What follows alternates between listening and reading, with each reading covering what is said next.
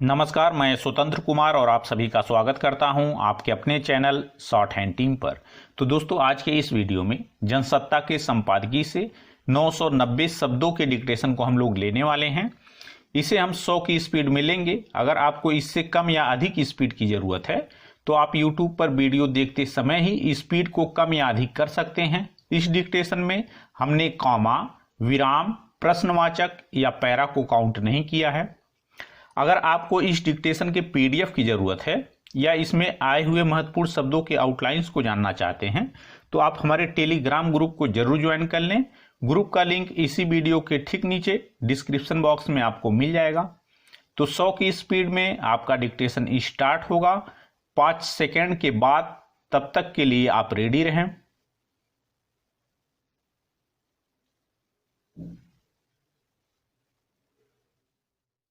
Start. Kashmir में आम नागरिकों पर लगातार हो रहे आतंकी हमलों ने एक बार फिर सरकार के सुरक्षा दावों पर सवालिया निशान लगा दिया है। विराम। आतंकी संगठनों ने इस महीने जिस तरह से आम नागरिकों खास तौर से प्रवासी कामगारों को निशाना बनाया है उससे तो लग रहा है कि घाटी 90 के दशक वाले हालात की ओर लौट रही है।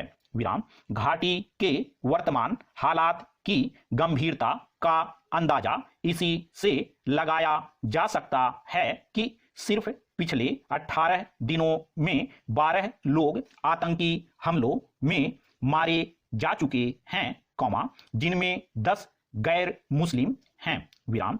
जबकि इस साल जनवरी से सितंबर तक 20 आम नागरिक आतंकी हमलों के शिकार हुए थे। विराम।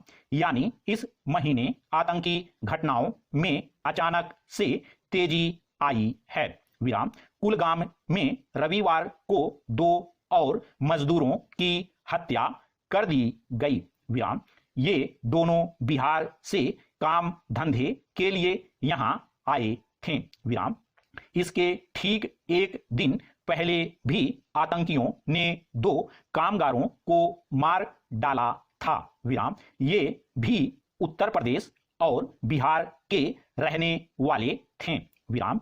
इन हत्याओं की जिम्मेदारी यूनाइटेड लिबरेशन फ्रंट नाम के आतंकी संगठन ने ली है।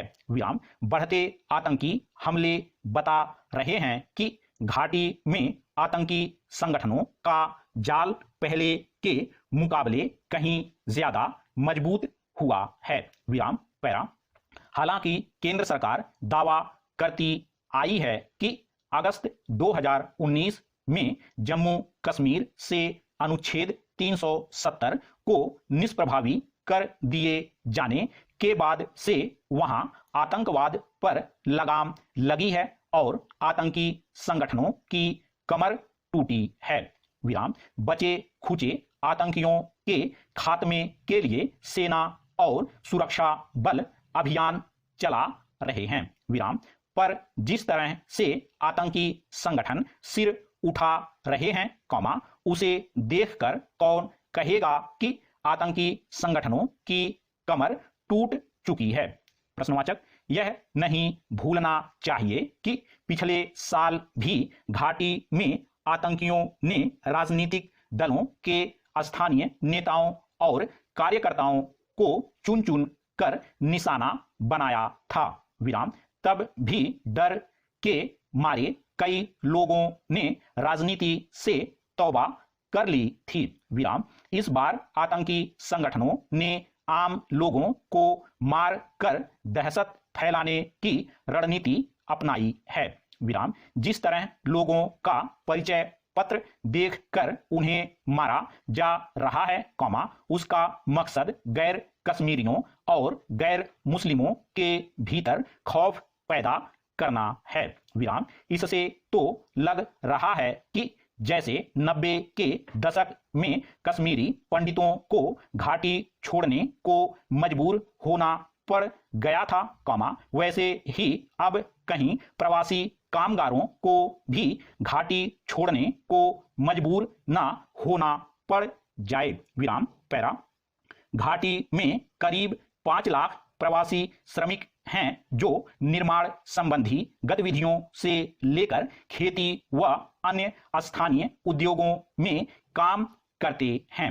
विराम रेहड़ी पटरी वाले काम धंधों में लगे प्रवासियों की तादाद भी कम नहीं है। विराम ऐसे में अगर बड़ी संख्या में कामगार अपने राज्यों में लौटने लगें तो कश्मीर की अर्थव्यवस्था प्रभावित हो सकती है। विराम कश्मीर की अर्थव्यवस्था पर्यटन पर टिकी है। विराम अगर इसी तरह आतंकी हमले होते रहें तो लोग क्यों जान जोखिम में डालकर कश्मीर घूमने जाएंगे। प्रश्नवाचक। घाटी में लगातार हो रहे आतंकी हमलों को हताशा में किए गए हमले बताकर या सिर्फ पाकिस्तान पर ठीकरे फोड़ कर पल्ला नहीं झाड़ा जा सकता। विराम अगर सेना के आतंकवाद निरोधी अभियानों के बावजूद आतंकी सरेआम हत्याएं करने में कामयाब हो रहे हैं, तो यह कहीं ना कहीं सुरक्षा संबंधी रणनीति पर सवाल खड़े करने वाली बात है। विराम इस वक्त सबसे जरूरी है कि सरकार तत्काल ऐसे कदम उठाए जिससे प्रवासियों के भीतर पनपा असुरक्षा का भाव खत्म हो और उन्हें घर लौटने को मजबूर ना होना पड़े। विराम पैरा। जनतंत्र में हर किसी को धार्मिक आस्था की आजादी है। विराम उसे अपनी आस्था की रक्षा करने का भी अधिकार है।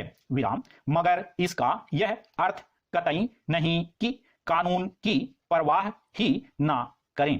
विराम किसी की आस्था अगर दूसरे के अधिकारों का हनन या कानून का उल्लंघन करती है, तो उसे किसी रूप में उचित नहीं कहा जा सकता। विराम मगर शायद निहंग जत्थेबंदी के लोगों को इस मर्यादा की परवाह नहीं।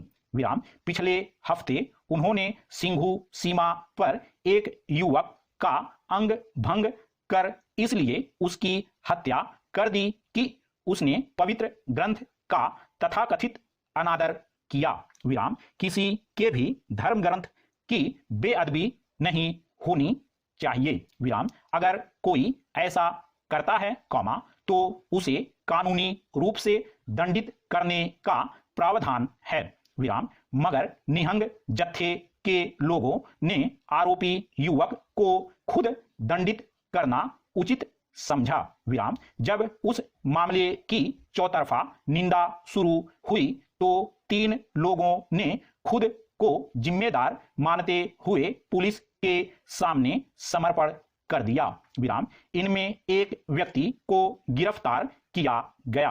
विराम हरियाणा पुलिस ने इस मामले को गंभीरता से लिया और जांच शुरू कर दी। विराम मगर पुलिस की सख्ती पर निहंगों ने धमकी दी है कि अगर हरियाणा पुलिस ने एक भी और सदस्य की गिरफ्तारी की तो वे अपने 4 गिरफ्तार सदस्यों को भी छुड़ा लेंगे। विराम पैरा। हालांकि यह पहली घटना नहीं है, जब खुद को कानून से ऊपर मानते हुए निहंगों ने किसी मामले में खुद दंड देना उचित माना। विराम कुछ महीने पहले ही पंजाब में जब एक पुलिसकर्मी ने उनसे कोरोना नियमों का पालन करने को कहा, तो उसका हाथ काट डाला था।